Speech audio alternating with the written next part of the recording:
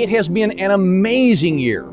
I am inspired by the dedication of our steadfast members who stick with us because they believe in our cause, which is educating stakeholders and legislators about our region's water needs, issues, and resolution. This year, we've launched the What Matters Water TV and podcast with some insightful and special interviews with key water leaders. We have partnered with some content creators to reach new audiences. And we've seen some of our members go above and beyond normal duties to spread the word about drought.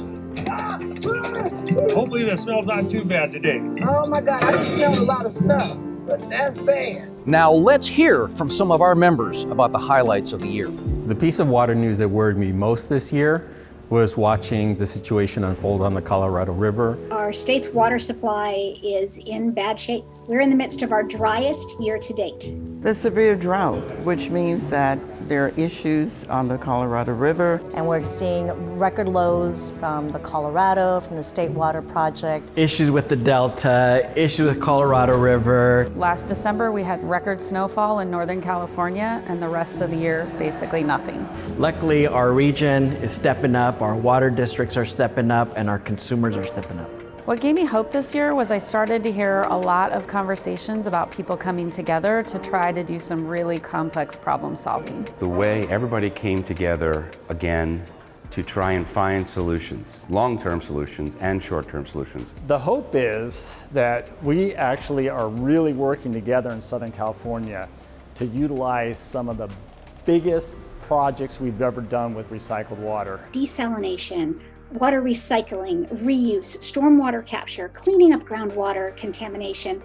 All of those things have helped us better face this drought and position us better for the future. We as a coalition and as an industry seem to have moved the needle a little bit when we talk to our legislators and our regulators, and they're beginning to hear and understand the urgency behind the requests that we're making. What gave me the most hope this year was the governor's announcement on a new water supply strategy for the state, and really looking for the first time at broader investments well beyond just water conservation and efficiency. What gave me hope this year is finally seeing the entire region come together on these new alternative supplies that can really help out.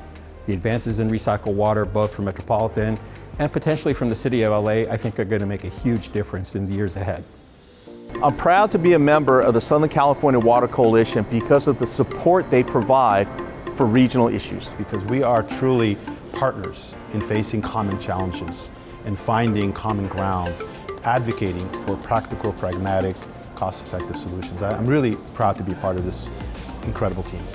I am proud to be a member of the Southern California Water Coalition because I get to work with the most amazing people, including, yes, Charlie Wilson, but all my colleagues, the staff, the members, all the stakeholders that we have. It's been a wonderful experience to really have a focused approach to Southern California water needs. In spite of Charlie Wilson being the executive director, I'm proud to be a member of the Southern California Water Coalition because collectively we can look at these new ideas and promote them and really go out and advocate for water supply.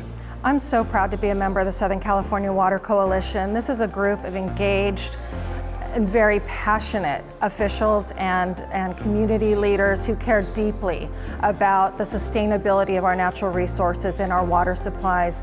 We work together really as a team to ensure that the general public knows what the impacts are, that we have a human right to water, but it must be preserved and everybody has a role to play. My hopes for next year and the future is we recognize that we are in a crisis. We don't need to be talking about solutions. We need to be dealing with solutions.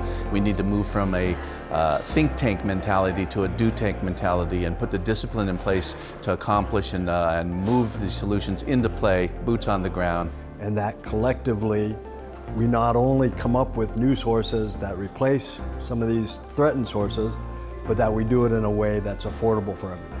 Next year in the future, I really hope that we continue to engage in research and development for new technologies. My hope for next year is that we continue to collaborate together in finding innovative solutions to solve this water crisis, but also that we'll be able to pool our resources together in asking for federal and state funding to be able to tackle these challenges that we have here in Southern California.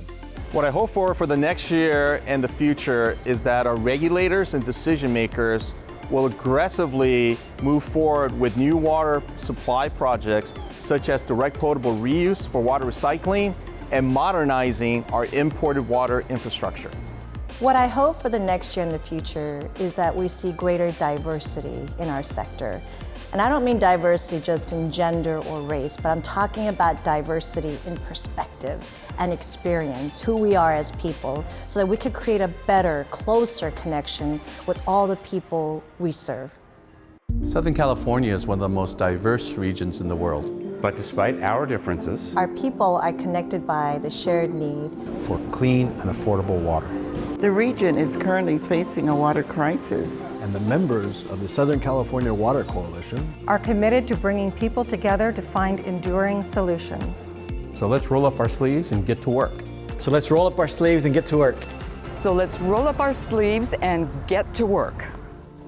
Join us